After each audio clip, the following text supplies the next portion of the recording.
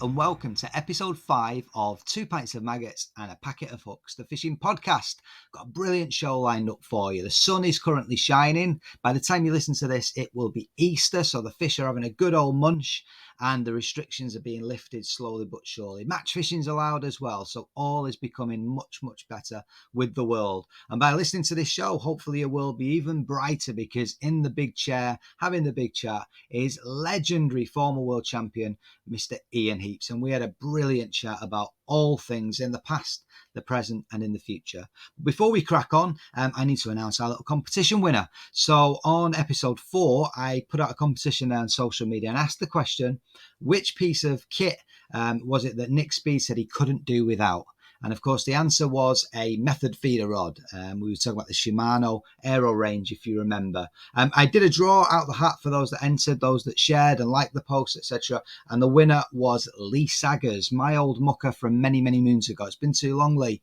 We'll catch up soon and have a little fish together, that's for sure. So winging its way to you in the post is some Teddy Fisher bait and a podcast cap. So I've got a fantastic show, I really promise you, with Ian. But let's kick off and look at the press pack.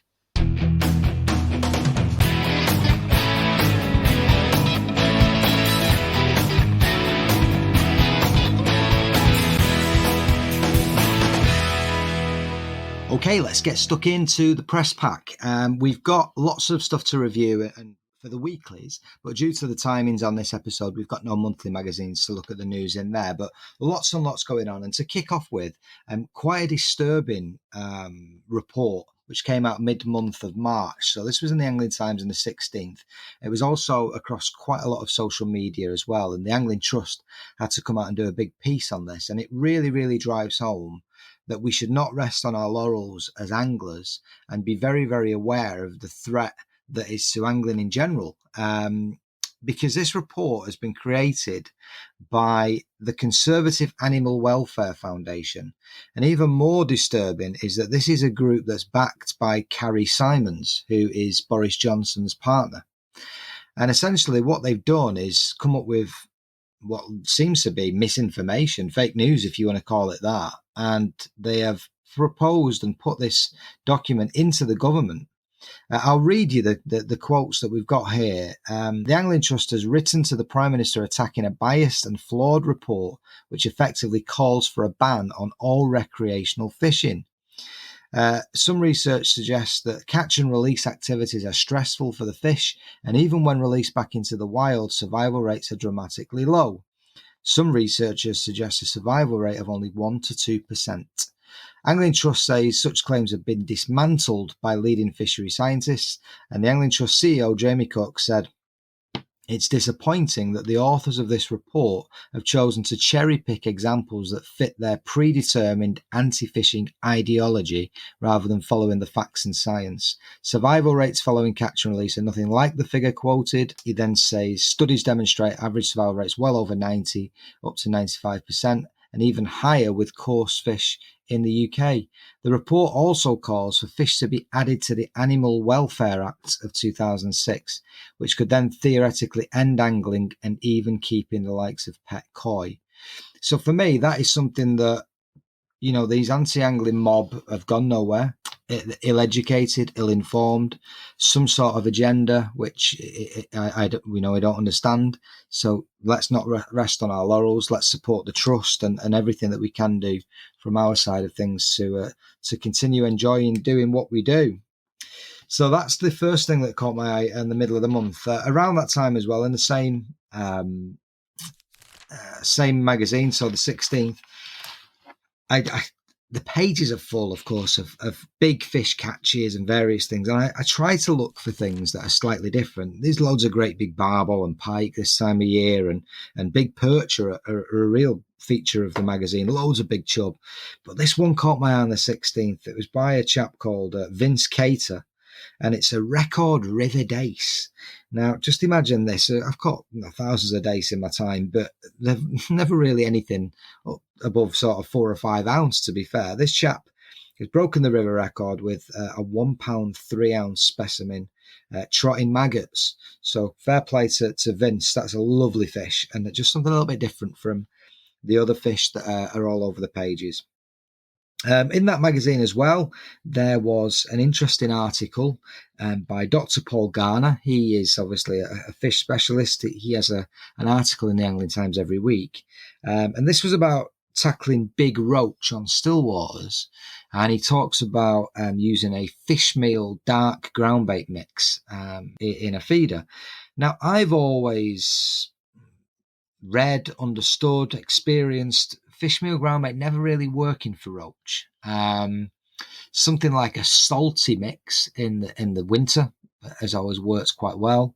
But a fishmeal has never really, come across that. Cereal based active, high oil hemp, things like that, absolutely. But fishmeal, not for me. But he does explain, and it does make sense, of course. These big roach that he's targeting tend to be from carp waters, syndicate lakes, big open natural venues where there's a lot of carp fishing that takes place. So it goes without saying that they're going to be eating a lot of boilies, a lot of, fish meal products, if you like. So of course they will switch on to it. So maybe I'm just getting the lines are a little bit blurred between my natural water fishing and non-fish meal baits, and of course these specimen type waters. So interesting, food for thought. I've got a venue down here called Woodland Waters. There's a big specimen lake there, 27 acres, where the roach, I believe, run to sort of £3. And if you land on a shoal of them, you have a cracking day. But it's, you got to prepare for a blank as well. It's one of those. And of course, that's targeted heavily by carp anglers. So food for thought. Moving on then to a week later, 24th of March in the Times. A couple of things that caught my eye. There's a drive to raise £30,000 for a new TV programme. And it states that it's going to be a sort of Blue Planet style film. It's almost like a clever crowdfunding, I guess, about the UK's native fish species. Now, to raise this £30,000, what they're doing is an auction. Lots and lots of different auctions. I've actually got it open just here on my PC. I've put a bid in myself. I won't tell you which one for, but there's various days out. It's driven by the chaps from, remember the old Passion for Angling? So I give the website, it's www.jumblebee, so jumblebee.co.uk, and then / Passion for Angling Revisited Day 1. So it's quite a long URL. But I'm sure if you Google that, Passion for Angling Revisited Day 1, there's lots and lots of auctions on there to raise this 30 grand. They're up to about £7,000 at the minute. So you can win a day out with Chris Yates and Hugh Miles. You can win a day out with a couple of real sort of specimen anglers targeting specific fish, big rudd, things like this. So it's quite a nice concept to raise money. And I hope they achieve the £30,000 because the idea of this new television programme looks quite interesting. Okay, moving on to the fish catches of the 24th of March in the Times. Again, the pages are splashed with big chub, great big carp, zander, all sorts. But the one that caught my eye is this elderly chap. He says, it's my best fish in 65 years of angling. I'm not surprised. It's an old boy called Mickey Donahoe, and he's fishing the River Frome in Dorset. And he has landed a £3 10-ounce roach. I mean, that is a fish of dreams. It really is. He says here, I'd been working in Wareham, and after I finished, I was enjoying a couple of hours fishing the feeder, using double maggot on the hook and connected with this remarkable fish. Spent a lot of time in this venue since moving to Dorset. All of my effort has paid off in what is definitely my best fish in 65 years. It's my new personal best by £0.75 pounds. Crikey, fish of a lifetime for sure. And I guess with this week's 24th magazine, why there's so many fish in there and lots of big specimens is because it was the end of the river season, and everything seems to just go sort of nuts before we close down for the break till June. Now, whether the whys and wherewithals, the rights and wrongs of that, I don't really have an opinion. I fish rivers, I've started getting back into them recently. Does it bother me the fact that they're shut for 3 months? Not particularly, because I've got lots of other venues to go at. If all fishing was to shut down for 3 months like it used to be back in the day, I'd probably be a little bit cheesed off. But no, if the science says that those venues need a rest, then so be it from me. Okay, the final thing that caught my eye in the 24th edition of the Times was towards the back in the match fishing section. And I've got to give the Angling Times their due, because normally they would be getting match results to fill that whole section towards the back. And because they've not had that, they've come up with this concept of the big question, if you like. And to come up with a subject weekly and get the expert views has been really interesting to see, actually. And this one really caught my eye because it says, is the South losing out? And what it's talking about is essentially big money qualifiers to the likes of Fishermania, to the likes of Golden Reel, etc., Riverfest. And when it asked the various opinions of the experts, it was Darren Cox's response that's really stood out for me. And I never really thought about the South. When I think about the south of England and fishing, I think of the good old days, I guess, your Daiwa Dawkins, Willow Park, Gold Valley. I know a few chaps that I used to fish with on festivals down at Dockwell Pools. Those lads are all Essex boys, and they've got a good little scene going on down there, Puddle Duck Farm, places like that. But in general, I do think, it's not a huge scene, but it's there. But actually, what these guys are saying, Lee Kerry, who obviously organises a lot of big matches for the feeder masters, says there's not enough anglers to fill 60 pegs down there. Simple as. But it was Darren Cox, and I'll quote what he says. There's a natural match fishing bias towards the Midlands and North because the South is specimen carp territory. I can see this by how much match tackle Garbolino sells, but also by going to the big one shows. Farnborough in Hampshire has always been carp dominated, whereas at Stoneleigh in the Midlands is all about match fishing. And I never really thought of it like that because, there used to be a huge scene down there, the London Canals, Thames Fest, all the rest of it. So it's there, but it's just spread out and not to the volume of the Midlands and the North. So yeah, I thought that was a good question to pose, and I think Darren Cox's response on that was quite interesting. And while we're talking about Darren Cox, I can reveal now that he will be our next guest on episode 6 of our podcast. So that will be the final one in this series. It's time to take a little break after episode 6, and we'll resume again a few weeks later as we start heading out of spring into summer. So just wrapping up the press pack with the latest news in the last edition of Angling Times. So that was the 30th of March. Big standout, couple of pages in. Fishermania event selling out within 36 hours. Now, I spent a couple of years, probably about 8 or 9 years ago, going around fishing a fair few Fishermania qualifiers and chasing the dream, if you like, just to sort of experience it, savour the atmosphere. And for me, there was quite a few negatives in some respects, but what I was finding was I turned up at a few places. I remember going to a place called Baldings in Shropshire, and I was pegged on some stock pond with, I think it had 5 or 6 pegs. It's never used in matches. Situations where you'd end up, I went to one on the Oaks up in Yorkshire, and there was 7 or 8, 9 pegs all empty.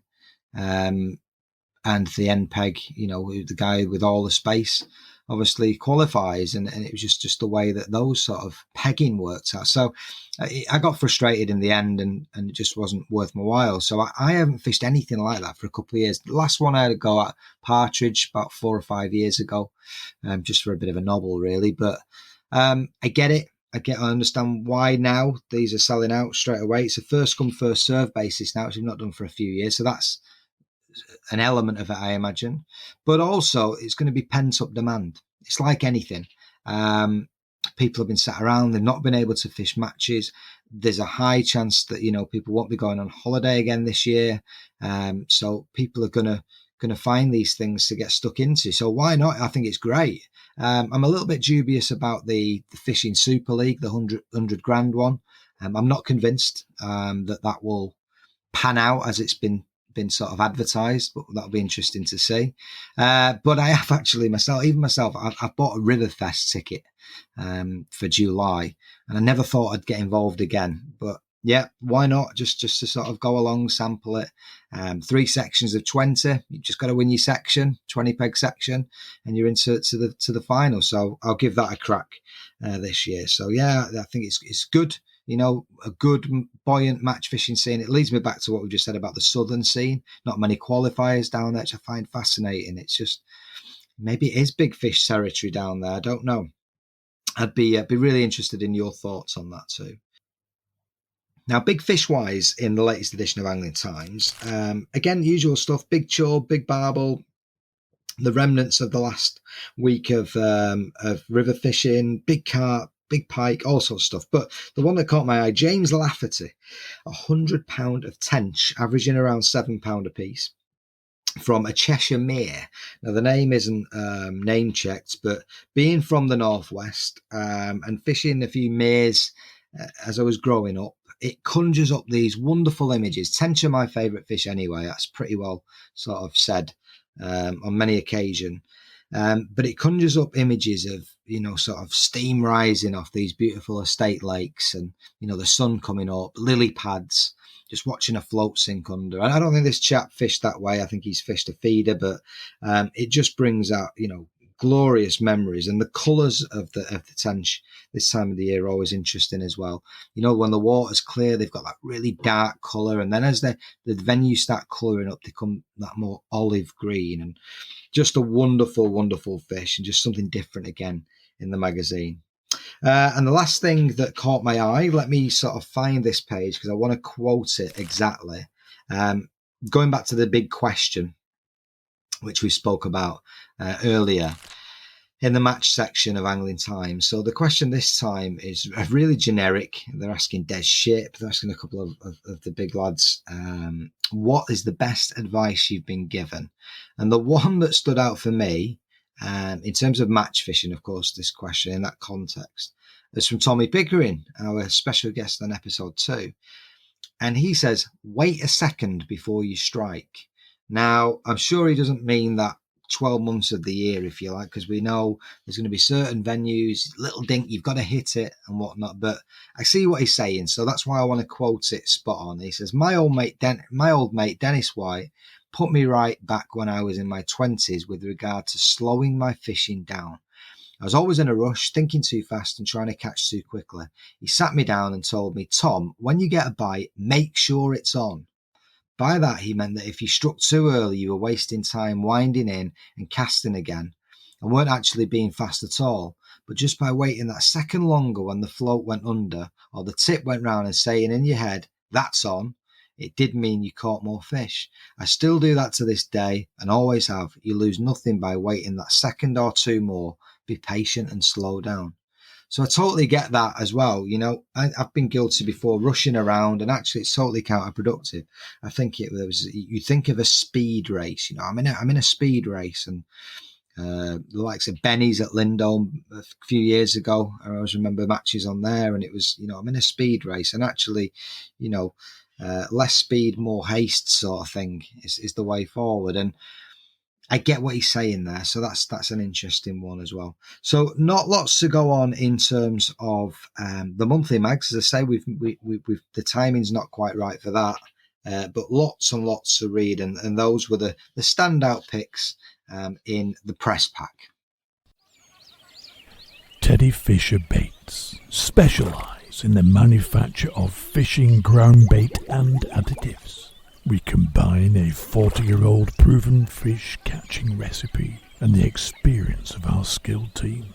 Fishing is an adventure, and here at Teddy Fisher, we strive to make that adventure a success. Go to www.teddyfisher.co.uk to see our full range of baits. Hi and welcome to The Big Chat. For my next guest on this episode, there's simply not enough superlatives to introduce him. He won the Freshwater World Championships on his debut in Poland in 1975, breaking the World Championship record at the time. He's the 1985 European Champion, which he won in Portugal. He was part of the 1985 England team that won the World Championship on Italian soil, which then led to a golden era of match fishing for England. And finally, he must have taught thousands and thousands of people on his legendary road shows and at his school of angling. It's Mr. Ian Heaps. How are you, sir? I'm absolutely wonderful. Good man. That's great to hear. Great to, especially in these crazy times as well.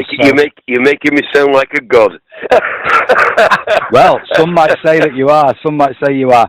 Now, listen, Ian. To this podcast, I know you've done tons and tons of these things in the past. So I do have a bit of a theme. It's sort of a past, a present, and a future theme, if you like, where we touch upon different things. And what I'll try and do is, I mean, if any of the listeners, they only have to pop your name into Google and they'll come up with all sorts of interviews you've done over the years. So what we'll try and do is build on them rather than replicate them, if that makes sense. Okie dokie. Now, believe it or not, I know you've met millions of people over your time, but we have crossed paths once or twice. I can tell you the first time, very, very specific, 1994. I went to one of your road shows in a little town between Oldham and Rochdale called Shaw. I remember. Yeah. Yeah, of course. You was a little tiny working men's club up the stairs, and I always remember that. I won a set of your slider floats and cherished them until I moved house, and I've no idea where they are anymore. The second time is a really, really interesting one. In 1995, I won a day out with our mutual friend, Mr. Keith Arthur, on Tight Lines. Yeah. And when I went and did the filming and all the rest of it, the day that show got aired on Tight Lines, you was the special guest in the studio with Keith that day that show was aired. And it was always quite funny because when Keith was saying, it was a really tough day, it was gin clear, there wasn't a ripple. Your reply, quick as a flash, you went, not a prayer. And yeah, you were right. It was an absolute nightmare of a day. But so yes, I've crossed. They have in a weird roundabout way. So I chatted to the guys on this podcast, the previous guests. The episode 1 was Keith Arthur, and he described you. I said, "What would you say about Ian?" As I'm going to chat to him, and he described you as a natural born angler and a great communicator. My second guest was Tom Pickering. I asked him the same question, and he said, a natural entertainer, and it's thanks to you that taught him an awful lot about talking to people on the bank, coaching, and also presenting. So they had great words to say about you as well. But looking back to your past, Ian, your father had a big influence in your fishing, didn't he? What could you remember from... Absolutely. What were his key lessons?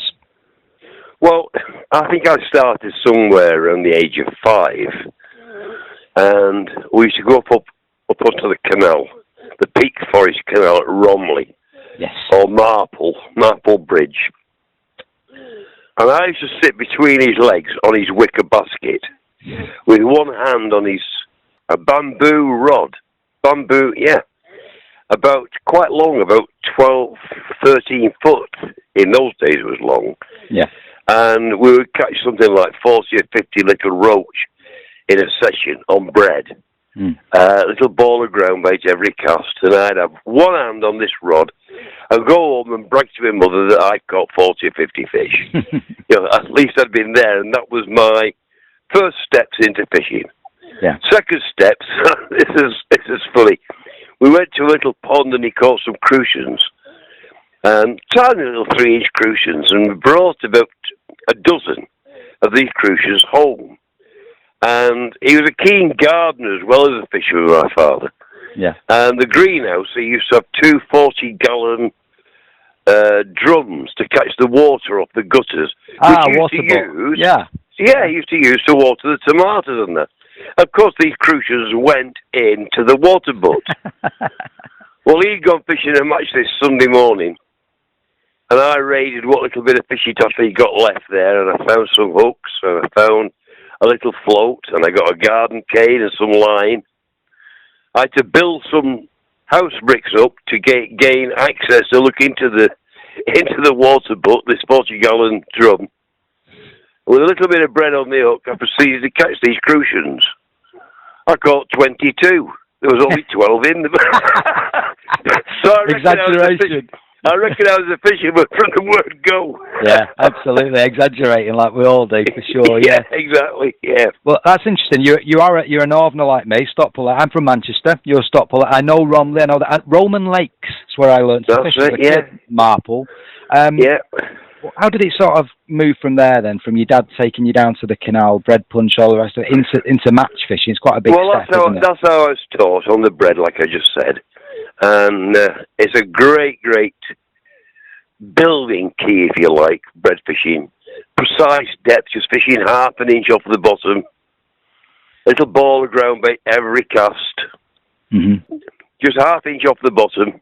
He used to say, imagine a fish sat with his belly on the bottom. Right. Then its mouth is half an inch off the bottom. Put the bait in its mouth, the little tiny bit of toe on the canal. Yeah. Little bit of bread, little tiny ball of bread feed about as big as your thumbnail. Just throw one of them every cast. Put the float with your baited hook right in that cloud, and the float used to just disappear under, just lifts, and you had a roach every chuck. It was fantastic fishing. And in his words, he used to say, you know, where we live here in the northwest of England, it's probably the hardest fishing that you'll ever come across, because of pollution, because of the weather. The further south you went, the less pollution and the warmer the weather. And it made it so much better fishing the further south you went. He used to say, learn to fish here in the northwest, and you can go anywhere in the world, never mind in the south, you can go anywhere in the world and catch fish. And when you look at it, from the northwest of England, and I'm talking Lee and Kevin Ashes and myself and Tommy Pickering, and, you know, it's a nucleus of top quality fishermen. And I'm pretty sure the hard training in their youth has really stood all those guys in good stead worldwide. Yeah, I would agree. My uncle used to say to me, and my uncle actually has fished a few times against you over the years, back in the day, and he used to say to me exactly the same. So if you can catch, I used to fish on the Rochdale Canal, so if you can catch in this, you'll catch anywhere.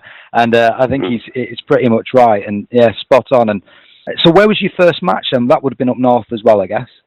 It was on the canal as a junior. It was on the canal, yeah. If you remember the County Palatine, the County Palatine ran, that was the association, the County Palatine Anglers Association. They used to be in charge of all the canals. And not only did they do a senior match, they also used to do a junior match. Right. And that was the first match I ever fished. And I finished 7th. And the lad who won it was called Ian Alcock. And I ended up teaming up with him, many years later. But we made a formidable team representing Abbey Hay Working Men's Club. And the team was Tony Knight, Tony Bielderman, Ian Alcock, and myself. I say I first met Ian Alcock on that first junior County Palatine Championship on the canal, of which he won. I think he had 13.5 ounces, and I think I had 7 ounces. But that was it. I was only 2 hours. The only match was only 2 hours in them days. Wow. That was the start. Yeah, no, fantastic. But now you're well known as well for fishing the Trent. Many sort of years over the years. I think you made a quote actually on something I was watching a while ago that you probably could talk about most pegs from sort of Nottingham right the way up to the tidal area. You fished it that often. When was the last time you got up to the Trent? Do you remember? A long time ago, I would think. Yeah, well, I've been in Wales now for 27 years. Yeah. And it was before then when I last went to the Trent. But in the 60s, then we was never away from there. Used to fish there every Saturday, every Sunday. And if I'd won money, and often did, on a Saturday or a Sunday, then I'd wag a day off work on Wednesday, go fish the Wednesday up on the Wednesday, yeah.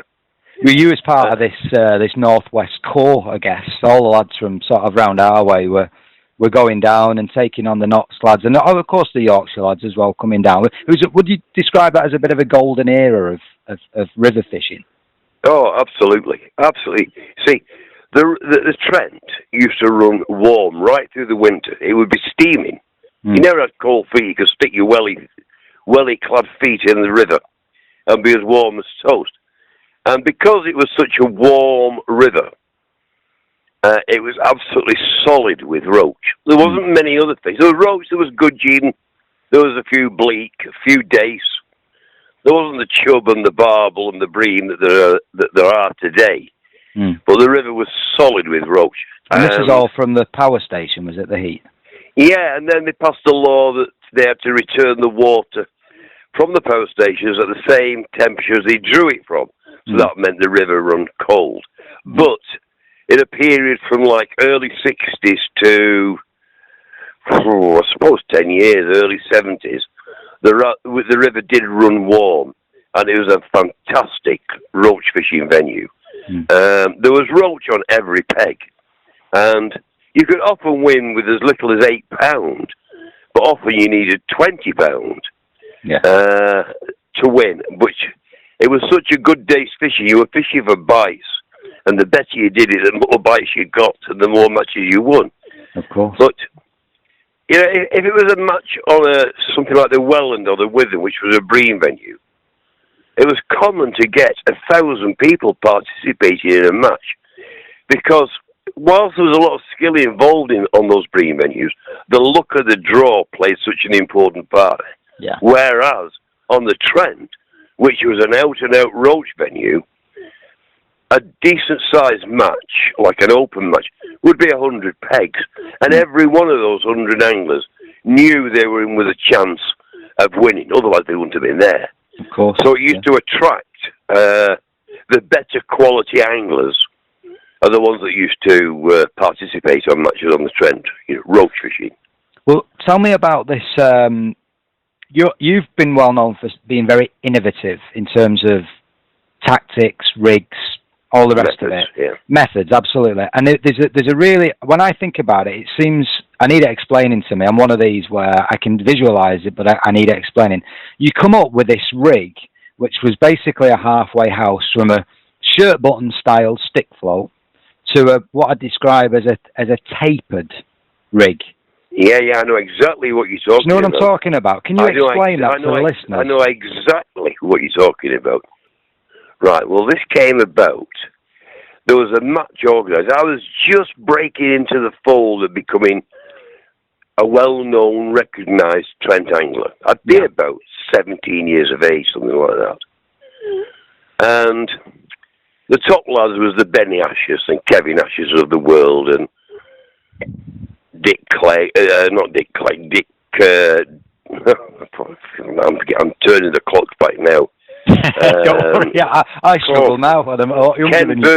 Ken Booth and Alan Nares and a whole string of them. Anyway, there was a match organised between the 12 Manchester anglers and 12 Nottingham anglers. But I thought, I'm going to go and watch this. And really, it was supposed to be a match of the reels where all the Nottingham anglers were using centre pins. Yeah.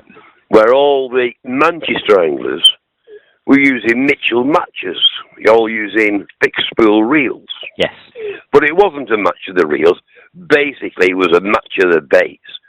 The Nottingham lads were using maggots. Yes. And all the Manchester lads were using casters because they knew that the caster caught that bigger stump roach. On the maggot, you catch 2, 3, 4, 5 ounce fish. On the caster, you catch your 4 to 10 ounce fish. You know what I mean? Proper. Yeah. Well, I went down to watch it. Benny Ashes actually won the match, and I watched Benny for a good half hour. And he was fishing it just like I fished. Strung out little shirt button, little tiny number 8 shots strung out sort of every 6 inches down the line. Yeah. Finished off with a number 10 and then the hook. And they were just feeding 6 casters and dropping this rig on top and just guiding it down the swim. They'd hold it back, try to lift the caster off the deck just an inch, let it go again and down the floor to clunk. I watched Benny and I thought, I can do that. In fact, I could do that as good as him. In fact, I could do that, I think, a little bit quicker than what he's doing. He's taking too long getting the fish out, things like. Anyway, that was that method. That's how the Manchester lads fished. But as I watched the Nottingham lads, there was one Nottingham lad who stood out. And I just can't think of his name at the minute. But he fished a balsa float. Mm. He had a bulk shot. In fact, it was a drilled bullet. Remember little round bullets? Yeah. He fished a drilled bullet. He's fishing in about 8 foot of water. So same effect as an Olivet, basically. Yes, absolutely. But it was a big weight, really, a drilled bullet, like a 1/4 inch drilled bullet. And he had that about 3 foot from the hook. And then a number 4 about 15 inches from the hook. And that was it. Mm. And he just chucked this rig in every time, and a ball of ground bait with maggots, a maggot on the hook, and I reckon he caught more fish than anybody else in that match. And he was just holding that float back and just easing it over the ground-baited area, and it would go under every single cast. And I came home from that match. I think he finished 4th on the day because his fish were much smaller. A lot of gudgeon, a lot of small roach. And I thought to myself, if you could sort of tie the two methods together, right, this bulk shot and this strung-out shot, and in the car going home, I also used to have a little sleep. I was terrible. Used to get warm in that car on them winter's evenings travelling home, and I'd be terrible company because I just couldn't stop closing my eyes. Having a kick. And I dreamt up this method, and about a fortnight later, we were supposed to be fishing a match on the canal, and the lad who I travelled with, he said, the match is cancelled, it's frozen. There's a match at Newark, on the Dyke, the Trent. He said, shall we go there? I said, yeah, why not? I thought, I'll try this method that I've dreamt up. And we got the last 2 tickets. Anyway, cut a long story short, I won the match with £13, 15.5 ounces. Yeah. And guess who was on this method? And in second place was Benny Ashes with £13, 7 ounces. I thought, yes, I've got it. And that was the start of my successes on the Trent. It's a lovely, lovely shotty pattern. I used to... A 5 number 4 stick float, which takes about 15 number 8s. Yeah. Equals a 5 number 4 stick float. Well, I used to have a bulk of 3 number 8s at about a third the depth. And equally spaced going up to the float. I'd go from 3 number 8s to 2 number 8s to a single number 8, single number 8, single number 8, single number 8, right up to the float. Below the bulk, I'd go from 3 number 8s to 2 number 8s to 1 number 8 to a number 10.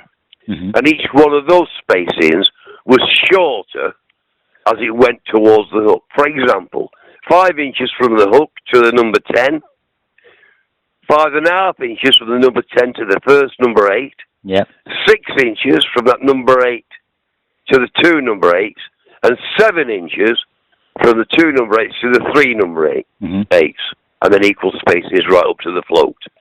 And it's a beautiful rig and method to fish. You know, you can even cast it like a wagon. You can cast it overhead. And just feather it onto water. It never tangles. It's won me an awful lot of matches on the Trent. It was a revelation for me. Well, I have to have a go because, like yourself, I moved from the northwest and I live in Lincolnshire now, and I'm equidistant to 2 venues that you've just name-checked. I've got the Witham 20 minutes to my right, and I've got Newark 20 minutes to my left. There you go. So the next time I go on the Trent, I will be giving that a little bash, and I'll be replacing my maggots with casters. With the caster. Did nobody feed Emp with the caster back then? Yeah, they did. Yeah. We never did, but some did. Some used to. If you got the fish mixed up between taking hemp and taking caster, then what bait are you going to use on the hook? We used to just feed the caster and fish the caster on the hook. Yeah. Made it simple. And if you're going to go and fish hemp, then you'd fish hemp and you'd feed hemp and fish tares on the hook. Yes. Yeah. Yeah. So you either went to fish the Trent with hemp and tares or caster. And my choice was caster, and it's never let me down. No, I like it. The Trent changed, however. I said once they said they had to put the water back at the same temperature as they drew it, it went downhill, and they tried to clean the Trent up, and they did. And from it being a dirty, mucky river where the fish were happy to live in the warm water right under your rod end, all of a sudden it was running cold and clear. Yeah. And the fish just moved from off under your rod end, and you had to go distance. And then the waggler. And that's when Dave Thomas, former world champion Dave Thomas, came into his own with the wagon mag. Yeah. And the bronze maggot, a gallon of maggots, poach him down the middle of the river and chuck in a waggle in it. And it changed the trend completely. Changed. Not the trend that I used to enjoy. Yeah. Yeah, no, and now it's a different beast, like you say, with all the barbel and all the rest of it. But I think a lot of it completely different river now. Yeah. Oh, completely, yeah. I think a lot of it's because some of the tactics that, are neglected. I mean, I think if people like Wayne Swinscoe and all that still fish, on the track, they can pick and choose when they want to go for rope. I can remember Wayne Swinscoe as a youngster. Yeah. Frank Barlow used to bring him along. He wasn't fishing the match, he just come to view. Yeah. Have a watch. He often used to sit behind me, Wayne did, as a youngster. Well, he can pick and choose, and if he wants to catch roach, he'll catch roach. If he wants to go for barbel, those lads that know the river inside out, they're still there. It's just knowing where to go, I guess. Yeah, definitely. Absolutely. Okay, well, I tell you, let's move a little bit then on to international fishing. You've just name-checked Benny a couple of times and Kevin Ashurst, because it's interesting. I asked Tom on his podcast, I said, who is the best angler you fish for when you served your country? And he instantly said his mate, old Alan Scotthorne, and he would be tempted to say Dennis, but he said take the emotion out of it, and the friendly loyalty, if you like. And he said it's got to be Kevin Ashurst. He said he was our leader in some respects. He said, yeah, we had the managers, but he was the person that you relied on. He was the one that found the method. So would you agree with that, or was there other England international? Absolutely. Yeah. Absolutely, yeah. Finding that method quicker than anyone else, that's a skill in its own, isn't it? Yeah, I mean, okay, I'm blessed with that to a degree, but Kevin, I'm not talking World Championships now, I'm talking everyday match fishing. Very quick to sort out what they wanted. And in my book, Kevin Ashurst is the best British angler that has ever graced the planet, without a shadow of a doubt. He used to credit me by saying, what do you think of Ian Heaps, Kevin, as an angler? Very dangerous when he's on the method. Kevin Ashurst was always on the method. That's a nice way of putting it. Yeah, that's a really nice way of putting it. Yeah, and I guess with him, I mean, and then Tom said the same about even now, and I think you've name-checked English anglers as, over the years anyway, as the best. And Tom says, even now, we've not won the World Championships since 2013, I think. He said, but we've got the best anglers, we've got the best tactics, we work it out quicker than everybody else. We just need to sort of, get it right. If we get half a draw, we're in with a chance. And I guess there was a bit of a revolution in English fishing, I suppose. And tell me about that 1985 one. You're on Italian soil. We've obviously got the Dave Roper won the individual. But back in them days, was it a team match one day and an individual match a separate day? It was, right? Yeah. Yeah, you had to finish. There was 6 on a squad. So the manager that year in Italy was Dick Clegg.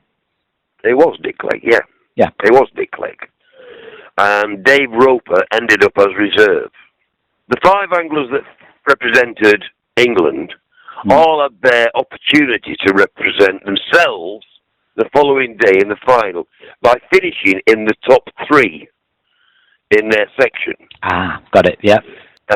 Dick decided to put the reserve, which was Dave Roper, into the individual. So he did fish the individual and won it, became world champion. He did. But I remember that match, I remember the team match like it was yesterday. We drew next to Italy, I didn't know that, no. On their own side. Yeah, big pressure. Yeah. We were next to Italy. And I drew next to Milo Colombo. Very, very good angler, Milo. And we drew at the end nearest to the sea, if you like, in the deepest water. And this is the River Arno, isn't it, for the listeners? It is, yeah. Yeah, and it was very deep. It was about, I remember right, about 16 foot deep where we were. And there was very few carp, very few chub, It was just too deep and too slow. Hmm. But what I found down the middle of the river on the slider was these little catfish. Ah. They were like massive gudgeon. They were like 3 ounce, if you like. Are these spiny ones that can go in your fingers? Yeah. You had to learn a method of how to catch them as they swung through the air as you brought them in. And I could catch them so their spines went between my fingers. Mm. And I fished worm on the slider. Fed maggot and fished worm because I got bites on the worm. And I had a little tiny catfish virtually every cast. Can't remember exactly, but it's only a 3-hour match, and I think I had something like about 7 pounds of these little catfish. And I finished second in my section. You know, it's quite funny. Every time I cast out, this slider would settle 16 foot deep. Yeah. And down the float it'd go. And I'd pick the rod up, there'd be one of these little catfish on. You could hear the crowd going, meow, meow, they knew it was right. And poor old Milo on the next peg couldn't catch at all. He did eventually catch a crucius, which is like a crucian carp. Yeah. At about 1.5 pounds. And then he hooked a proper carp that went out of his zone, and he tried to hold it, and it broke him, and his face went ashen. He was as white as a ghost, and he had a real grueler. And I got second in the section. And you beat him, obviously. Oh, yeah, I was second in the section, and he was way, way, way down. Took a lot of points. I took a lot of points off the Italian team that year. But Milo, he'd never seen this method that I was using. Never seen in his life before. And he came across to me, he said, Ian, he said, I was very impressed with your float, and will you show me? So I ended up showing him how it works, and I ended up getting an invitation to Italy some months later to show the Italian team how to fish the loaded slider. Wow. Yeah. And they're absolutely superb hosts, you know, if you ever get an invite to Italy. They don't have, Tom said exactly the same. You can't put your hand in your pocket, you know. It's an insult if you try to pay. Yeah, they're absolutely brilliant. Yeah. Fantastic. Well, the slider, of course, is how you won your individual gold back in '75. And you said something then quite interesting, and listeners might not know this, but you said about Milo hooked a carp and it went out of his zone. Now, you was in a very similar situation where the locks had opened in Poland on this canal, and whether it be by design or by accident, who knows, but after the locks stopped moving, you struggled fishing, didn't you? You couldn't catch, so you came closer in, hooked a carp. No, the opposite. We started, the canal was perfectly still. Yeah. You're allowed a 5-minute ground baiting period. So I put about 5 tangerine-sized balls of ground bait laced with pinkies and casters, and I put them across the far bank, and then baited hook, and then waited for the all-in. Mm-hmm. The all-in went and chucked across on the slider again, and started to fish. I got a bite first cast, missed it. Maggots were chewed. We'd bred gozzers. We were over there for a week prior to the match. We actually bred gozzers while we were over there. I think Ivan Marks organised it. Anyway, we had these lovely soft maggots. Anyway, I altered the depth by about 2 inches, came about 2 inches shallower. Chucked it out again, and the float just buried. Picked it up. I had 3 roach in the next 3 casts. Yes.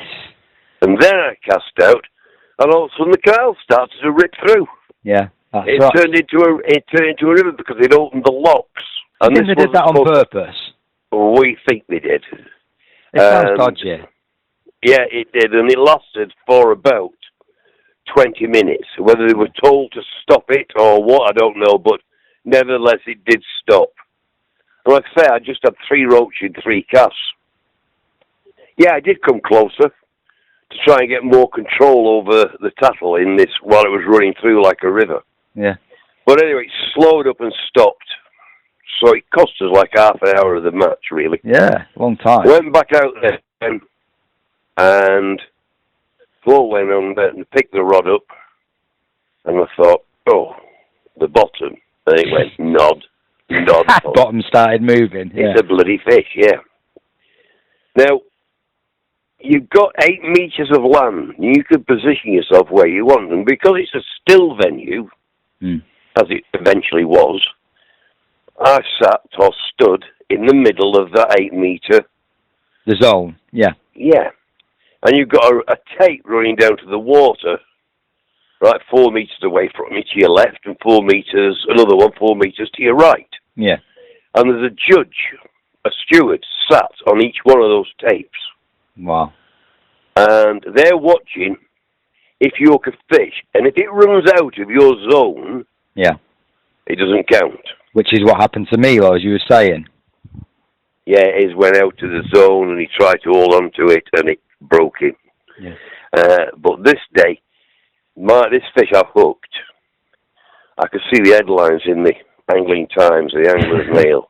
If Heaps would have landed this carp, right, England would have won gold. I thought, I must not lose this, whatever happens. Yeah. And I was aware of this rule, and I thought, I know. And I had a brainwave. And what I did, I immersed the whole rod under the water. I can see it now. Brilliant. No bugger could see where the line was. Yeah. I don't think the fish did run out of the territory, out of my range, but I wasn't taking any chances. And I played that fish with the rod under the water till I was convinced I'd wound in enough that it could not possibly be out of my zone. And I lifted the rod, and there was the float, and there was the fish, and I netted it. My heart was beating, I tell you. And I come to put 2 of these gozzers on the hook, and I don't suffer with nerves. But I tell you what, I burst the next 2 gozzers trying to put them on the hook. I bet you did. Finally got two gozzers on the hook, chucked it out, the float settled, slider settled, and it instantly rose half an inch. A lift bite. Yeah. And I picked the rod up, had a 4.5 pound bream. I thought, carp be bad. That's bigger than the carp, wasn't it? How big was your carp? Yeah, the carp was about 3 pounds. Very next cast, a bream 4.5. I ended up in the 3 hours. Well, 2.5 hours really, because we couldn't fish for half an hour while it was running through. Yeah. With 22 pound 8.5 ounces. Yeah. Which, believe it or not, record, wasn't it? It was a record for the event. Yeah. And you know, there was 30,000 spectators that day. The far bank was just lined with people, and they were great because I was catching fish. They were bravo, bravo every time I caught a fish. They were waving and shouting. It didn't frighten the fish. It didn't make any difference because the whole far bank, you know, was just for 30,000 people. It's a lot. Poland was the last time we won in 2013, I think, and I think they're very hospitable people as well, aren't they, the Polish? So absolutely. Yeah, they love the Brits. Yeah. Yeah. No, great memories, great stuff. Tell me then about one thing I've always been interested in is bait. I've ever since I was a kid, I got some additives. Archie Braddock's additive. I remember him. Yeah, I remember him. Always been obsessed with bait since then. Now, you were of an era, along with Tom and Keith and all the lads there, where the continental ground bait, you know, came to the UK.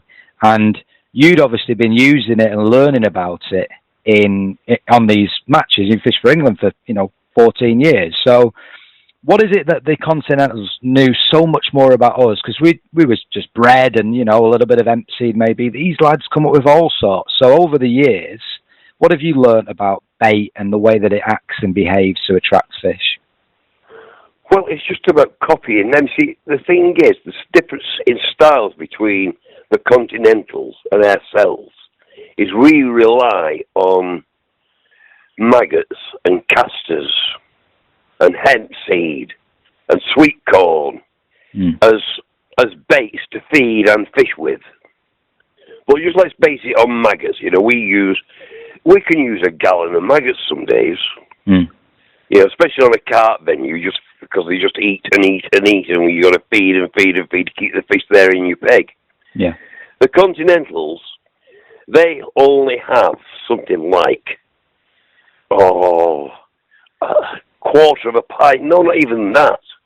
A small amount of maggots as hook bait only. They don't throw any maggots in. Is it because it's expensive? No, I don't think they're available in number, in volume. Yeah. Well, it was our prime ground bait was the actual maggot or the caster. Yeah. They just have a thimbleful for hook baits, and they have had to learn what ground baits work best for what species. And they quickly learned that bream, I've got a sweet tooth. Yeah. Carp have got a sweet tooth. They've also got a fruity tooth as well, you know what I mean? And they've quickly learned what baits turn, what fish on.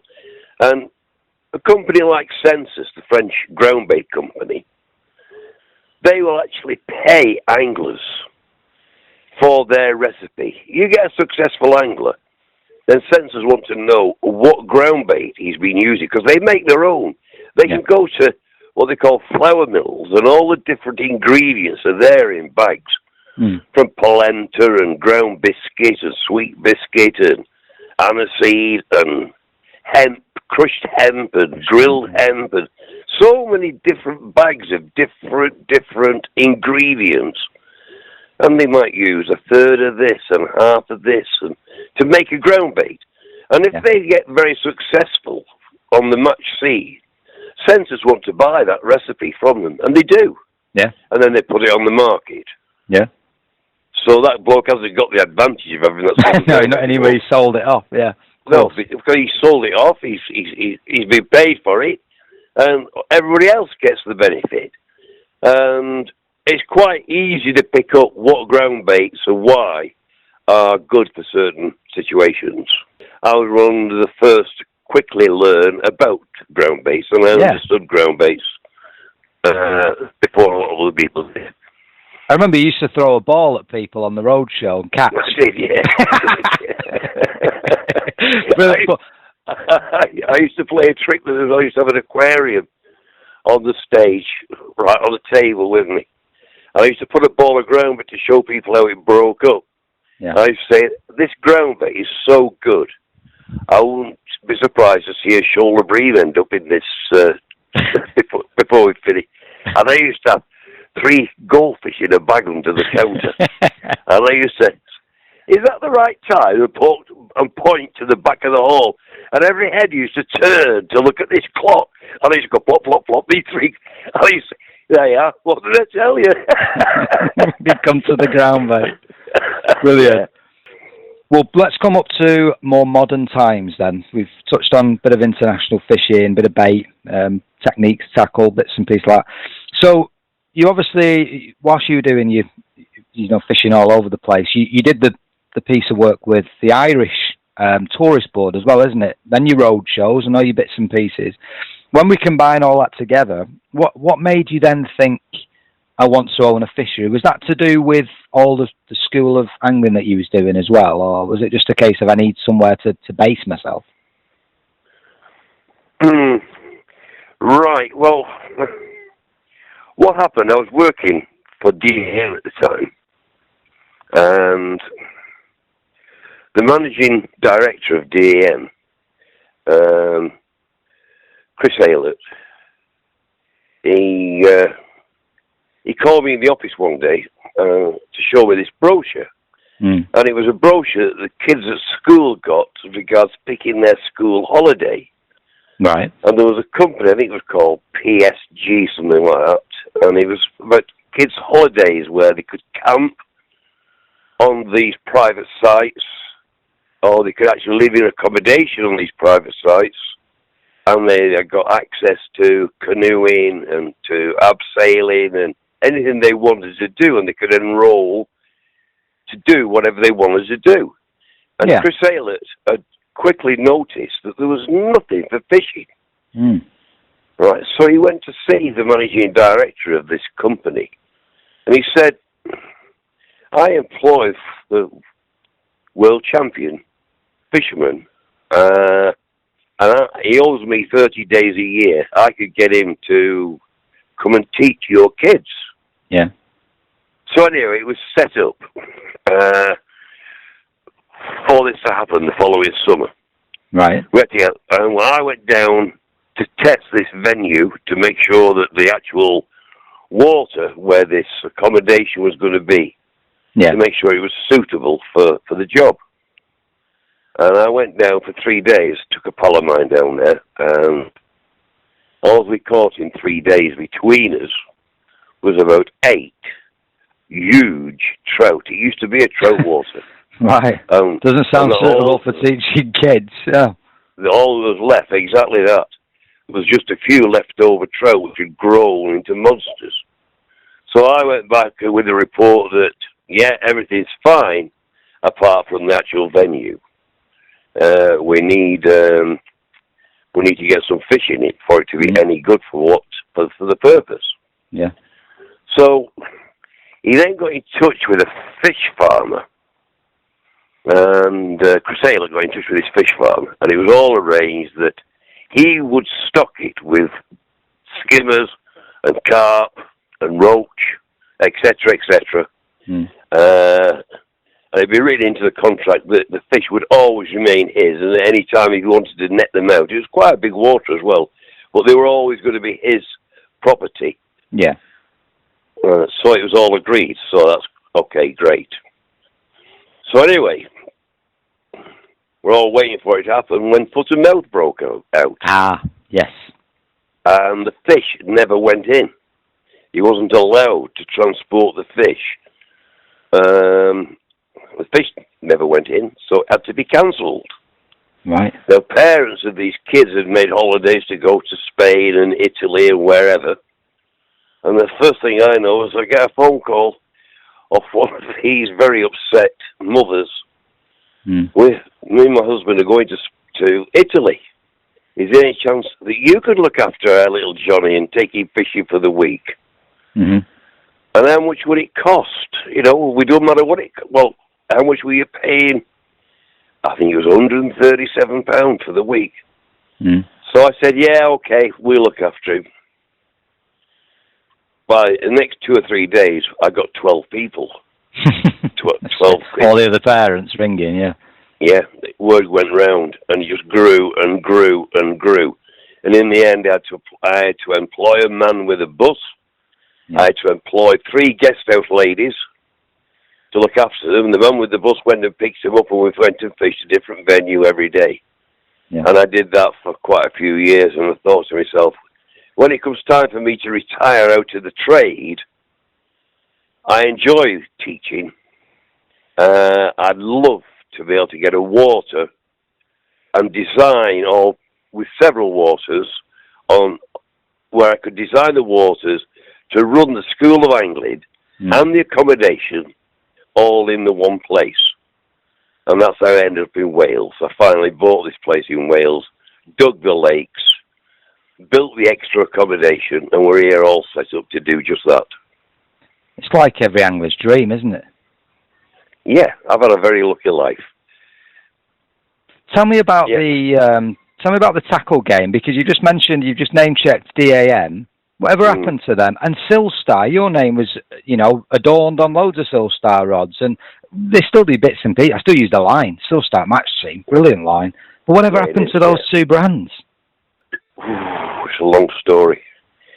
We haven't got that long. Can I have the short version? Chris Ayler was an absolute whiz kid. You either loved him or totally disliked him. I thought he was great. He taught me an awful lot. Yeah. He was super as far as I was concerned. But he ran DAM UK. Yeah. DAM, the parent company, was a German company. In fact, DAM stands for Deutsche Angel Manufacturer. Got you. Right. And they sold downhill line, which they earned high sort of markets on it. Well, he found sources of other lines where he could earn. I see. Okay. And things like that, and he got caught out in the end. So DM was dissolved. Yes. And Silstar must have got the word on the grapevine, and they headhunted me and said, would I be their boy, sort of thing. So we agreed. Oh, yeah. Yeah, so I went from DM to Silstar. Oh yeah, you were the face. Your signature all over them rods, isn't it? Yeah. I made rods with a Silstar that were way beyond their time, before their time. Thin sliced rods for canal fish. You could fish a 10 ounce or 12 ounce hook length. You know what I mean? Superb rods. Yeah, made some good product. Like I said, I've had a wonderful time in the fishing trade. I've had a wonderful life in fishing. Well, I remember as well, I'm going back to being right at the start of commercials here as well. I can't remember where you did it. And you used a Silstar canal rod. I think it was something like 9 or 10 foot. And you used it on a commercial to demonstrate that going forward, if these venues are going to continue to grow, these are the types of rods you're going to have to use, because you need something that's going to bend through from the butt. That's exactly the rod I'm talking about. I remember it like it was yesterday when I was a kid. This was when the likes of Fishermania was kicking off. Early 90s. It's got to be sort of early 90s. That's the exact rod. It was called the SF canal rod. I remember it like it was yesterday. When I first went to carp fishing, I fished a venue in Northamptonshire. This was my first attempt at match-style carp fishing. In fact, it was the beginning of match-style carp fishing. It was called Biggin Lake. It was in the middle of the golf course. I went there, and this lake is quite a long lake. It's got a reed bed, lily pad, that's right down the middle. So everybody's got like a canal width of water to fish. And I sat in the box, viewing it up for the first time I'd ever been there, and all I could hear was carp sucking in the lilies. Yeah. Which immediately you're drawn out there. So on goes a little waggler. That rod, that canal rod, I hadn't got a clue what I was doing, but that's the rod I put up. A little waggler just big enough to reach the edge of the lilies. And this rod was absolutely brilliant, because I could hook these carp. They were only like 3-4 pound fish. Yeah. But I could hook them. They would try to bury themselves in the lilies. This rod would arc round, bend round. The butt would be creaking. Yeah. And the carp used to turn over on the bellies and come back. Yeah. And I thought, this is absolutely brilliant. And this little rod, which was designed for fishing 8 and 10 ounce line on the canals. Yeah. With a 2.5 and 3 pound hook length, I could turn these 3 and 4 pound carp with ease. And like I said, that rod was far, far, far before its time, because it was, I can't remember where that memory's just come from. I have no idea. It's just like a flashback. I remember it. I don't know whether it was a video. I don't know whether it was something you might have even shown on that roadshow, thinking about it. But it was definitely a case of, when those conversations were happening, those sort of early 90s, when, the likes of Roy opened up Mallory Park, Gold Valley, and these places were becoming the start of commercials. You were on it like a shot. I think it was something like, I think you was talking about, we were using a lot of maggots. Pellets weren't around then. It was, 4 or 5 pints of maggots, a pint an hour, that sort of ratio. Absolutely spot on. That was it. So again, another example of being ahead of the time with these tackle and techniques, I guess. What I remember that day is, like I said, it's the first time at carp fishing. Yeah. And it warranted a pouch of maggots every cast. And you'd cast it. It was only about 3 foot deep against the lilies. And you'd chuck out there and you'd hook a fish. While she was playing that fish, the rest of the maggots had been eaten. Yeah. And there was nothing on the deck. The next thing, you'd see lips appear on the surface. This is whilst you're playing a fish. You could see lips appear where you just hooked that fish from. And they were looking for if there was anything floating. Yeah. In other words, they were quick to come up from the bottom, up to the top to look for food. And I clocked that, and I knew I needed to get another pouch full of maggots in as quick as I could. So as soon as I landed the fish, pouch full of maggots went in, down the fish went, baited up, double maggot, chucked it out on the waggler, bang, into another fish. Whilst I played it, they'd eaten all that pouch full of maggots, and up to the top they'd come again. And I thought, blinking heck, must be that many fish out there. And I thought, I wonder if I have to really go that far. I wonder if I can catch, because it was very muddy, the water, very coloured. Yeah. I thought, I wonder if I can catch them just off my rod end here. It'd be so much quicker if I could. So I started to feed maggots just by hand, just throwing them in. And after I'd fed it for about 20 minutes, still fishing out to the lilies, I thought, I'll try it here now. So I've just landed this fish from the lilies. I put a treble A shot on the hook and dropped it in just to plumb the depth. And the float buried. It was about 2 foot deeper closer in than what it was out by the lilies. About 5 foot deep. So I've gone 5 foot deep. And I'm full of maggots. Over the top. Bang. Got a fish. No chance of it reaching the lilies. Every fish I hooked, I landed. Yeah. But the same thing again. Whilst I'm playing a fish, they'd eaten all the maggots. And they were coming up to see if there's anything floating. If there was, they were eating that. The next time I went, I had a plan. And I took a gallon of maggots I used to take. 6 pints of white maggots. I found out that they like red best. But I used to take 6 pints of white maggots and just 2 pints of red. But I used to fish red, white, red on the hook. And my rig was this waggler for chucking out to the lilies, but then I'd feed short and fish the pole. And the float that I chose to fish on the pole was a dibber. Yeah. And the reason I fished the dibber, I could fish it at full depth,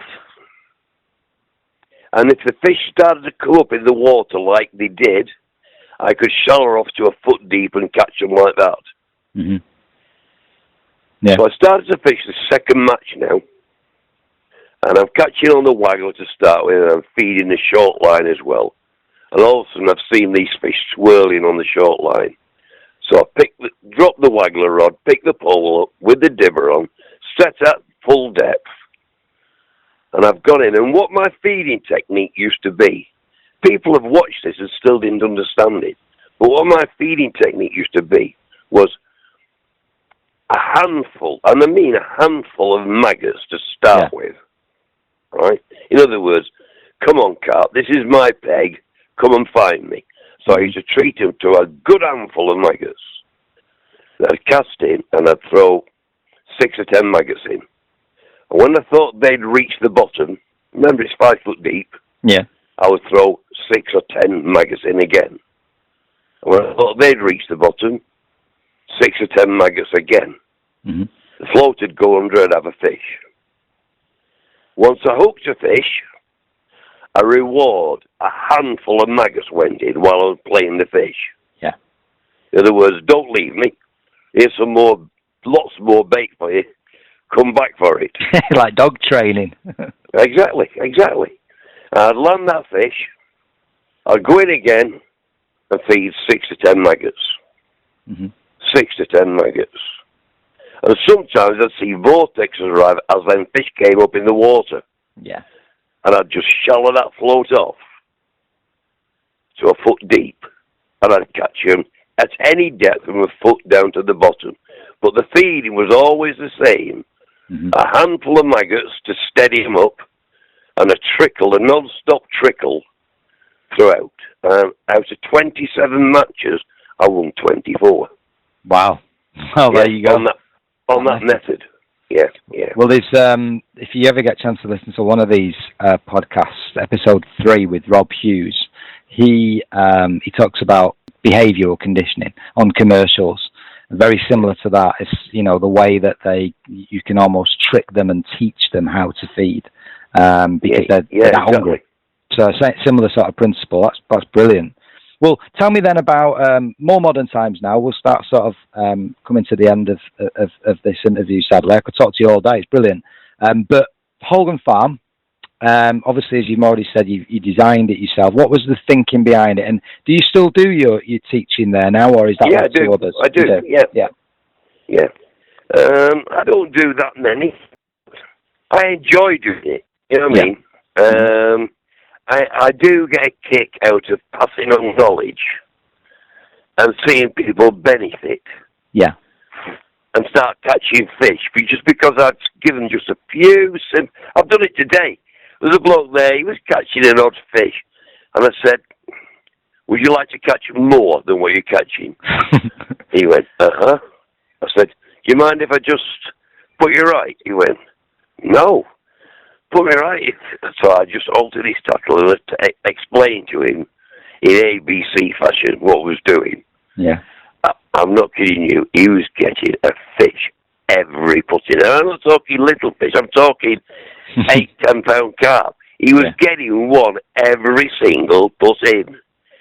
And I came back about an hour later. I said, are they still coming? He had a smile from ear to ear, I'll tell you. He was, I bet he did. Oh, he'll be back.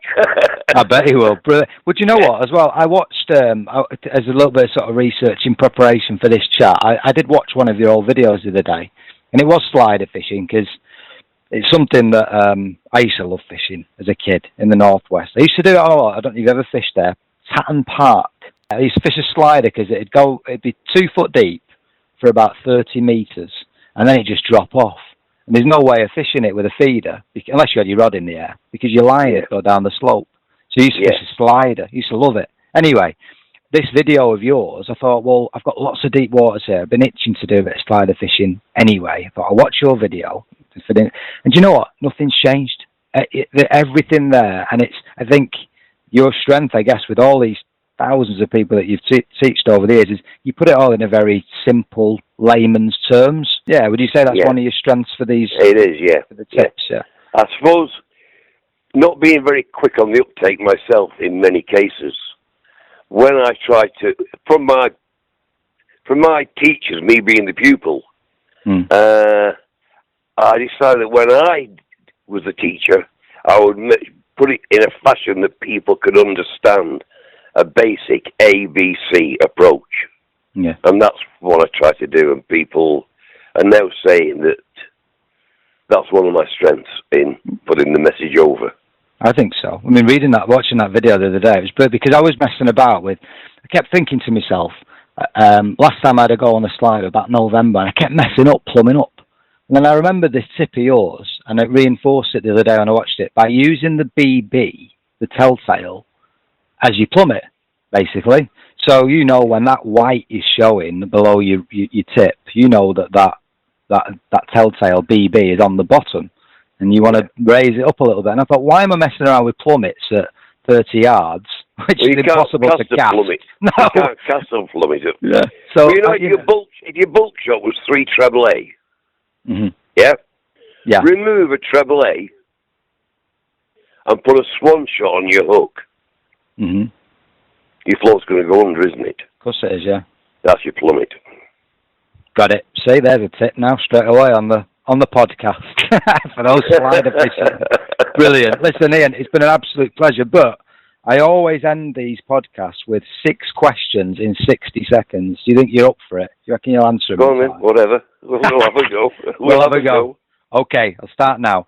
You're armed with a rod, reel, 2 pints of maggots, and a packet of hooks. Where do you go and what do you catch? Oldham Farm. Catch a load of carp. Of course you do. Every day you do it.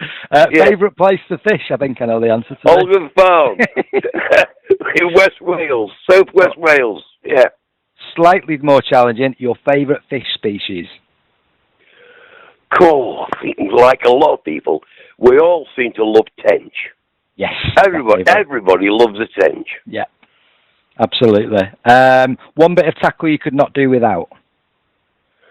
Oh, a float. That's a good start.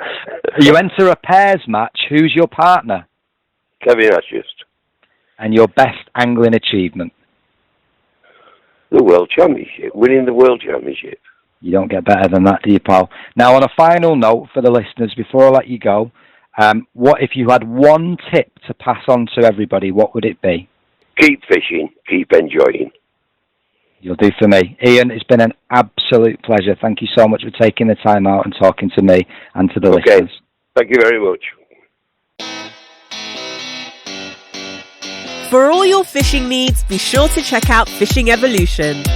Boasting 2 floors of branded displays, visit our recently expanded superstore at Hadley Road in Sleaford, where we offer a huge range of tackle from all of the leading coarse and carp brands, such as Nash, Fox, Corda, Drennan, Preston, Guru, Daiwa, and many, many more. You can also follow us on Facebook and Instagram, where we share all of the latest news and updates about products available in store. Okay, let's take a look then in the tackle shed. And because of the timings, we've not got the monthlies to look at. So tackle's a little bit sort of few and far between in some respects across the weeklies, and not much on social media that has caught my eye too much. And I think because now we're in close season river-wise, there's not much to review in that respect. And of course, a lot of the trade shows and new tackle has now been launched onto the market. But there's always one or two things. And if I kick off with bait first of all, so I've got to name check my own, if you like. So with the Teddy Fisher guys, I mentioned this on a previous episode that we launched a new range of bait called Excite, and it's based on the finest crushed expander that you can get, along with Teddy Fisher's own natural additives. And there's a range of 4 there. I just wanted to say, it's been selling really, really well. And for the price of sort of £1.95, the thinking behind it, it's a 400 gram bag, and it's to complement the existing mixes that we've got. So you could pop in some, of the green Excite with the special green mix as an example, and that would give a perfectly balanced sweet fish meal base for any commercial venue as an example. So brilliant, selling really, really well. We had an advert in the latest Angling Times as well. So yeah, well worth a go. Next up on the bait front was by Spotted Fin. Caught my eye because I think the great thing with a lot of the bait companies at the minute is we've all got very busy lives, and it's a case of trying to make things as simplistic as possible. And with this new Spotted Fin range, they've done that. They've taken all the hard work out of method feeder fishing, essentially. Now, they've had the Catalyst method ready pellets out for some time, but they've expanded that range now into the likes of sweet corn, halibut flavors, etc. And they've gone away just from pellets into now a ground bait. So they've got a method ready ground bait range, as well as a method ready bait soak. So essentially you can create, that's for fishery pellets where they need to add something a little bit different. So yeah, for those guys that are loving their method feeder fishing, you want to just sort of get to the bank, set up a couple of rods really quickly. Nowadays we all have our rods set up. And then just whirl some bait together pretty quickly and get fishing straight away. All these companies are coming out with these sort of solutions now. So that's really, really useful. I guess one of the big questions that always crosses everybody's mind is to go down the route, shall I use pellets or shall I use ground bait? And I guess the answer really is do your research, of course. Find out what the locals use, how the fish prefer a method feeder presenting to them. For me, it's a case of maybe go 50-50. Try 50% mix of ground bait, 50% of the pellets. See it from there, what sort of reactions you get, and then adjust one way or the other. And of course, the big tip is just don't mix your ground bait or your pellets already at the start in one big clump.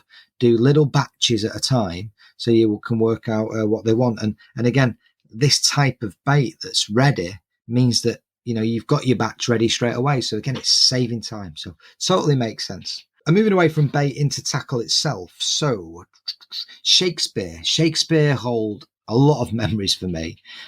My first fish that I caught was on my brother's kit.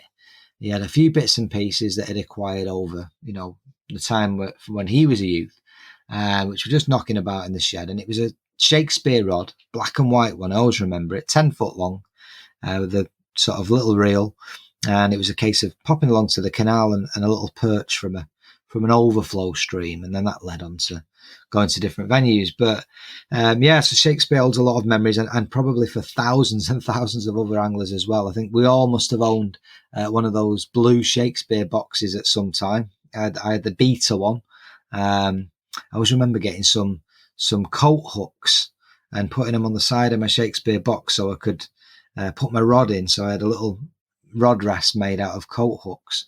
Yeah, happy days. And Shakespeare have been in a rejuvenation, if you like, where they're now owned by Pure Fishing, which is an American company. And I guess it's a case of they've been trying to work out where the brand goes. In match fishing circles, the Super Team range back in the day was very well known. Shakespeare Super Team, the team themselves, have obviously now aligned themselves with Cadence. So they're called Cadence Super Team. And Shakespeare just weren't creating and bringing out tackle that suited us match anglers, if you like. So they've gone down a different route. Super Team is now being relaunched, and they've started with a range of feeder rods. They've been name checked and tested by Mark Sawyer at the Angling Times. He did the medium 11-foot one, which come out with some great reviews by himself. And also more recently, I saw a nice review of a 10-foot light feeder model. Perfect sort of, 40 yards. I think it's got 40 gram weight as well, weight in estimate. Look, bang on, it's that sort of affordable range from £45 up to 70. They've also come up with a range of starter kits. And now this is a real important one for me, because if there's anything, and I've mentioned this before in previous episodes, it's anything that gets my goat. It's these supermarket chains or these big stores that put together, whoever the buyers are or wherever they buy from, they should be ashamed of themselves. Some of these starter kits, some of them contain lead shot, floats that are not fit for purpose, hooks that are nowhere near usable, mainly barbed, and just terrible, terrible starter kits. And I think over the years it's got a little bit better. Maver did a reality kit. Preston's have done one in the past as well. And now Shakespeare are relaunching new starter kits, all usable, all affordable, between, again, sort of £50-60 for a full setup. That'll get you a waggler rod, a reel, which is preloaded with usable line, a couple of wagglers, some hooks and island, and of course instructional DVDs and links to websites, etc. You're going to catch fish because it's decent kit. And, I hope that these sort of kits will get stocked in tackle shops, because tackle shops can give the best advice. And if they know, they're confident that they can pick up a starter kit that they can sell, and that kid or that new starter to the sport are going to catch fish, they're going to come back into the tackle shop, buy your bait, buy the bits and pieces, then of course upgrade as time goes on. So I'm pretty sure that Shakespeare, it's called the XT range, will be brilliant for new starters and novices. So big up to Shakespeare, and I hope that they find their sort of area of the market once again. Now, finally, let's move on and talk about some poles. So I was debating getting a new pole last year. I've had my pole 9 years this year, 2012 I got it. I got it off a friend, but he'd only ever used it once. So I got a good price, a Daiwa tournament, cracking pole. And when I weigh it up, pro rata, the poles cost me like, 150 quid a year. So it's been well worth the money. I've not broke any sections. I've snapped a couple of top kits, but purely my own fault when I've been stuck in a tree and pulling too hard. I've never been broke off of a fish, touch wood. And I was debating getting a new one purely on the fact that it's getting on a bit, it's had a bit of hammer. And I was debating the new Daiwa match winner range. Now, I know Daiwa always come up with a slightly lesser range, shall we say. They've had the C range, they've had the XR range, the SR range, a slightly sort of lower budget, normally labelled 1 to 5 as well. In fact, my spare backup pole is an old Team Daiwa ZR. I use that for a lot of pleasure fishing that I do. But this match winner range looks to be a little bit different. It's got the same look and feel as the higher end. So I'd say from the G90 upwards into the tournaments, the Whiskers, the Aerities, Airs, etc. All those poles that are made in Scotland and the UK, it's the high end. This match winner range looks the part. Now, there's been a review by Angling Times this week, the latest one. And it comes out with rave reviews. What Mark has done is he's took it to a venue, fished it 14.5 meters, the MW3 it's called. So that's the middle of the range, goes from 1 to 5. Retail price of around £1,000. He says shop around, you might find it cheaper. good, reasonable range of kits, but 8 top kits with it. He's fished at full length for 5 hours in a blow in a gale, and he's caught well. And he believes that it would be suitable on any venue, from canals through to commercials. Now that's great. Now there's a slightly misleading term at the start of his article where he almost alludes that this is built in the UK as well. And my understanding is this is not. This is a pole that's from the Far East.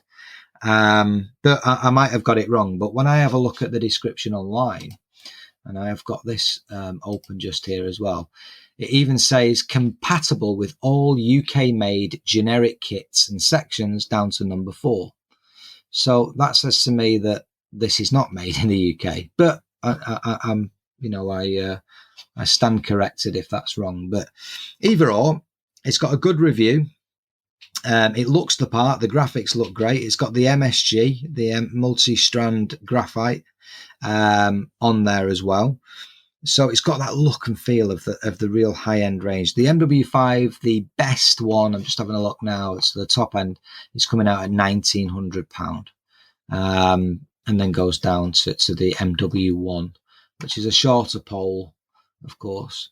So, yeah, the only thing is as well, in the description, it's a great choice for the club angler looking for an upgrade to cover a wide range of match venues. So if that's the official description from Daiwa, they're pigeonholing their market towards club anglers. So that's an interesting one too. So, well, if you're in the market for a new pole, then the match winner range could be one for you. And then the final thing that caught my eye, I always try to slip in the odd bargain in the tackle shed, and the biggest one I've seen, there was lots of small items where a couple of quid saved, but I didn't think it was worth mentioning on the podcast. But this one is Fishing Republic have got, speaking of Daiwa, the Daiwa X Power range of poles have all got big discounts on at the minute, and the one that stood out the most was the 13 meter. That's got an RRP of £425, and it's down to £350, so £125 off of that one. So that's the tackle shed. When we end our series next in episode 6, we're going to do something slightly different. We're going to speak to Mark from Fishing Evolution, which is my local tackle shop. Now, Fishing Evolution has expanded hugely throughout this latest lockdown. In fact, it's more than doubled in its size. So I'm really interested to speak to Mark around the market, the fishing tackle market at the moment, what's exciting, what's not, the challenges, the benefits of what's going on in this fishing boom, if you like, with all the new rod license sales, and just get a tackle trade insider look, if you like. So that'll be really interesting too. So that's it for this episode. That's episode 5 wrapped up, and I'm really looking forward to episode 6. As I say, it will be the final one of series 1, and that will be with England international and Garbolino UK manager, Mr. Darren Cox. So thanks for listening, and speak to you in episode 6.